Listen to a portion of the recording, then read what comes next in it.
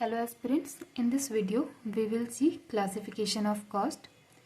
ठीक है, so the first thing is what is classification. Classification simply means sorting और grouping. ठीक है, इसमें हम सारे cost को एक logical group में categorize करते हैं. ठीक है, तो classification दो टाइप की हो सकती है. ठीक है, फर्स्ट हो सकता है सब्जेक्टिव क्लासिफिकेशन, दूसरा हो सकता है हमारा objective classification. If we classify the cost on the basis of their nature. ठीक है, if classification is based on nature so it will be subjective classification, and if classification is based on purpose, ठीक है, so it will be objective classification.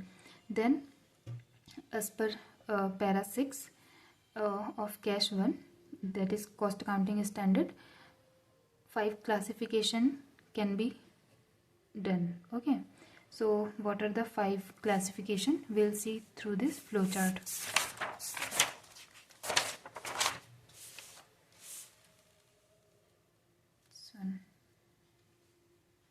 ठीक है, classification of cost by nature of expense. ठीक है, जो भी हम expense देखा, हमने ये स्टार्टिंग में ही देखा था कि कॉस्ट इज़ द एक्सपेंडिचर. ठीक है, तो जो भी हम एक्सपेंडिचर कर रहे हैं उसका नेचर कैसा है, मतलब जो एक्सपेंस कर रहे हैं वो उसका नेचर किस टाइप का है. ठीक है, मटेरियल इन नेचर है, एम्प्लॉय के नेचर का है, या फिर जो एक्सपेंसेस हैं उनके नेचर का है.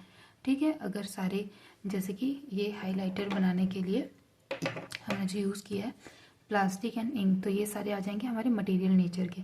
ठीक है, तो ये हम डाल देंगे मटेरियल की कॉस्ट में. ठीक है, इसमें जो लेबर्स लगे हुए होंगे, लेबर लगे हैं, उनको हम डाल देंगे एम्प्लॉय कॉस्ट के अंदर. ऐसे नेचर ऑफ एक्सपेंस के बेसिस पे हम डिवाइड करते हैं. देन आफ्टर आता है हमारा एक्सट्रीमली सॉरी, देन आता है by traceability of cost object. ठीक है, तो कॉस्ट ऑब्जेक्ट क्या होता है, हमने देखा कि कोई भी वो चीज़ जिसके लिए हम कॉस्ट निकाल रहे हैं. ठीक है, तो हमारे एग्जांपल में हम निकाल रहे हैं इस हाइलाइटर की कॉस्ट. ठीक है, तो ये हाइलाइटर हो गया हमारा कॉस्ट ऑब्जेक्ट. ठीक है, इस ट्रेसेबिलिटी का मतलब होता है कि हम इस हाइलाइटर से फिगर आउट कर पा रहे हैं कि नहीं कर पा रहे हैं कि वो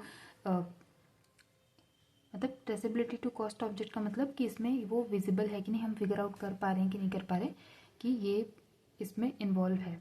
ठीक है, तो डायरेक्ट कॉस्ट होता है इसमें और इनडायरेक्ट होता है. ठीक है, तो डायरेक्ट कॉस्ट में दैट इज़ डायरेक्टली ट्रेसेबल.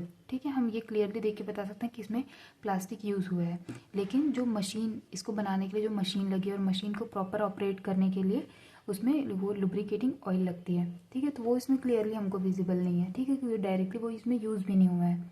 ठीक है, तो ये सारे आ जाते हैं आपके इनडायरेक्ट कॉस्ट में. ओके, और ये डायरेक्ट और इनडायरेक्ट में एक चीज़ और होती है कि ये प्लास्टिक वगैरह हम फॉर एग्जांपल, अब इसमें तो काफ़ी क्लियर है ये चीज़ें, लेकिन जैसे कि प्लास्टिक की वुडन की हम चेयर वगैरह बना रहे हैं. ठीक है, तो उसमें जो नट वगैरह लगते हैं छोटे छोटे से फिट होते हैं जो. ठीक है, तो वो ट्रेसेबल के साथ साथ थोड़ा फिजिबल भी होना चाहिए हमारे लिए उसको ट्रेस करना. ठीक है, कि जैसे कोई छोटे छोटे नट हैं, अब हम एक एक चेयर के लिए वो फाइंड आउट करने जाएं कि एक एक चेयर में कितनी नट लगी है, तो उसका कोई सेंस नहीं बनता. कॉस्ट में भी वो काफ़ी कम होती है और साथ में वो फिजिबल भी नहीं है. इतनी बड़ी कंपनी और वो ऐसी छोटी छोटी चीज़ों को नोटिस करते रहे तो ये पॉसिबल नहीं हो पाता. ठीक है, तो वो डायरेक्टली ट्रेसेबल होना चाहिए, एट द सेम टाइम उसकी ट्रेसेबिलिटी फिजिबल भी होनी चाहिए. ठीक है, तो वो हो जाता है हमारा डायरेक्ट और इनडायरेक्ट. देन आफ्टर आता है आपका क्लासिफिकेशन बेस्ड ऑन फंक्शन. ठीक है, तो जो हम कंपनी में हम काफ़ी सारे फंक्शंस करते हैं. ठीक है, उसको हमने डिफरेंट सेगमेंट्स में डिवाइड कर रखा है. First is production. ठीक है, जहाँ पे इसकी मैन्युफैक्चरिंग वगैरह हो रही है. देन आफ्टर आता है आपका एडमिनिस्ट्रेशन. ठीक है, जहाँ से जो हमारे अकाउंट्स डिपार्टमेंट वगैरह होता है, जहाँ से इसका प्रॉपर ऑपरेशन मैनेज होता है, मतलब ऑपरेशंस.